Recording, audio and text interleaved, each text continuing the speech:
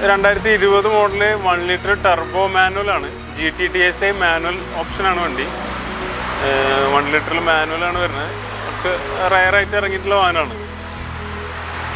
65,000 കിലോമീറ്ററാണ് വാഹനം ഓടിയിട്ടുള്ളത്. Highline plus എന്നൊക്കെ വേണമെങ്കിൽ ഇതിൻ്റെ ഓപ്ഷൻ വേണമെങ്കിൽ പറയാം. എല്ലാ ഓപ്ഷൻസും ഉണ്ടാവും. ക്രൂയിസ് കൺട്രോള്, അതുപോലെ ഓട്ടോ വൈപ്പർ ഉണ്ടാവും,